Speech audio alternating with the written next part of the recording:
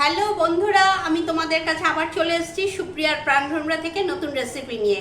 কিন্তু রান্নাতে শেখাবো তার আগে আমি তোমাদের সবাইকে শুভ বিজয়ের শুভেচ্ছা জানিয়ে নিচ্ছি। সবাই নিশ্চয়ই ভালোভাবে পুজো কাটিয়েছো, আমিও ভালোভাবে পুজো কাটিয়েছি। সেই জন্য শুভেচ্ছা দিয়ে আমি আমার রান্না বলছি কি রান্না করব। আজকে খুব সহজ উপায়ের একটা রান্না করব, লাউ ভর্তা। দেখো আমি কিভাবে করি। তোমাদের লাউ ভর্তা করে দেখাবো। আমি প্রথমেই দেখাচ্ছি, এই দেখো লাউয়ের ভেতরের যে নরম অংশটা এইগুলো আমি ছাড়িয়ে নিয়েছি। এই যে লাউয়ের ভেতরের থেকে এই দেখো ছাড়িয়ে নিয়েছি। এই যে এইরকম লাউয়ের ভেতর থেকে নরম অংশটাকে ছাড়িয়ে আমি বার করে নিয়ে লাউটা রেখে দিয়েছি।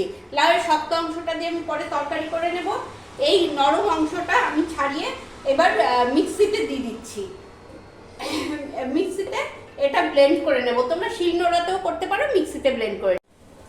আচ্ছা, এই দেখো আমি মিক্সিতে পুরো ব্লেন্ড করে নিয়েছি। এরকম দানা যদি থাকে অসুবিধা নেই, এক একটা দানা থাকলে কিন্তু দানাগুলো সব আমার মিশে গেছে। এদিকে গ্যাস বসিয়ে দিয়েছি, গ্যাস ধরিয়ে আমি কড়াই বসিয়ে দিয়েছি। কড়াইতে জল শুকিয়ে গেছে, আমি একটু তেল দিয়ে দিচ্ছি। এই দেখো সর্ষের তেল দিয়ে করবে, কারণ ভর্তা সর্ষের তেলেই ভালো হয়। বেশি তেল দিতে হবে না, অল্প তেলেও হবে। এবার তেলটা গরম হবে।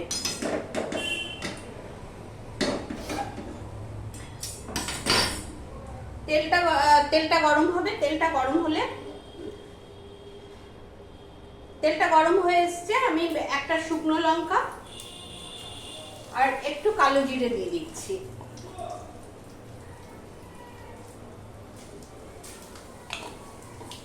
একটু কালো জিরে দিয়ে দিলাম।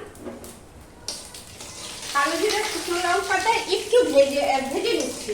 একবারে সাথে সাথেই দেবো না, কালো জিরে শুকনো লঙ্কাটা একটু ভেজে নিচ্ছি, যে তাহলে শুকনো লঙ্কার ভাজালো গন্ধটা উঠবে, কালো জিরেরও গন্ধটা সুন্দর উঠবে। ব্যাস ভেজে নিলাম। এবার এর মধ্যে দিয়ে দেব কটা রসুন। রসুনটা আগে দেবে যাতে রসুনের গন্ধটা ভালো ওঠে। গ্যাসটা আমি একটু কমিয়ে নিচ্ছি। এই রসুনটা দিয়ে নিচ্ছি। এবার পেঁয়াজ দেবো।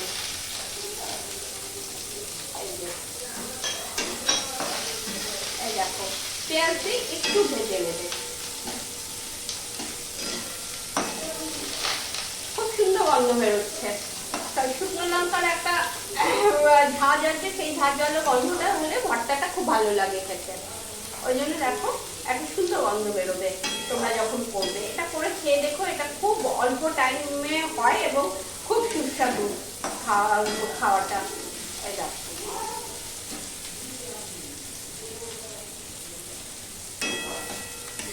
পেঁয়াজটা একটু ভাজা ভাজা করে নেবে। আচ্ছা, পেঁয়াজটা একটু ভাজা ভাজা হয়ে গেছে, দেখো একটু লাল লাল হয়েছে। এইবার আমি এই বাটারটা দিয়ে দেবো। এই যে লাউয়ের নরম অংশটা যে ব্লেন্ড করে রেখেছি এটা দিয়ে দিলাম।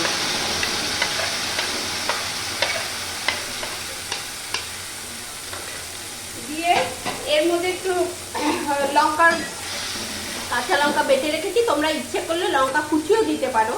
আমি একটু কাঁচা লঙ্কা বেটে দিলাম। কাঁচা লঙ্কা বেটে একটু নুন দিই।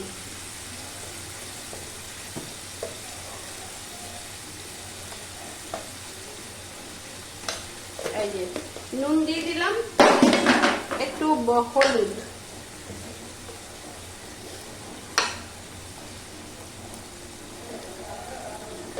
দিয়ে এবার সমানে নাড়তে হবে। এই দেখো, কারণ ভর্তাটা একদম শুকিয়ে যাবে, রসটা টেনে যাবে, লাউয়ের এই যে রসটা টেনে যাবে জলটা। এরকম ভাবে সমানে নাড়বে। দেখো নাড়তে নাড়তে একদম কমিয়ে দিয়েছি, দেখেছো যেরকম ভর্তা হয় একদম শুকনো, এরকম শুকনো হয়ে গেছে। এরপর এর মধ্যে ধনে পাতা দিয়ে দেবে। ধনে পাতা না থাকলেও অসুবিধা নেই, না দিলেও, কিন্তু ধনে পাতাটা দিলে খুব বেশি টেস্টটা বাড়ে, ওই জন্য ধনে পাতা দিয়ে দেবে। এই দেখো আমি ধনে পাতাটা একদম লাস্টে দিলাম। তোমরা যদি ভাবো যে হয়ে এসছে তখনই দেবো, তখনও দিতে পারো। আবার ধনে পাতা একটু বেটেও দিতে পারো, যেভাবে খুশি দাও। ধনে পাতাটা দিলে টেস্টটা বাড়ে। এই নাও, এই যে হয়ে গেছে। এই দেখো তোমাদের দেখিয়ে দিলাম তোমরা করে অবশ্যই করে খাবে। যদি ভালো লাগে আমাকে সাবস্ক্রাইব করবে যারা এখনো করনি, আর নিচের বেল আইকনটা টিপে দেবে, তাহলে আমি যখন যেটা করবো সবার আগে তুমি খবর পাবে যে আমি কি করছি। আজকে আমার রেসিপিটা কি, এই দেখো।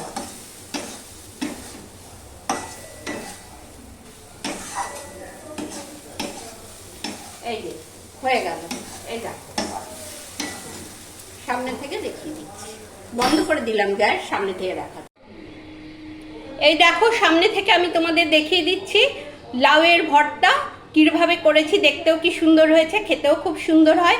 তোমরা অবশ্যই করবে, আমি আশা করব করে তোমরা আমাকে জানাবে তোমরা কেমন খেলে। যারা সাবস্ক্রাইব করোনি এখনো তারা সাবস্ক্রাইব করো এবং নিচের বেল আইকনটা টিপে দিও।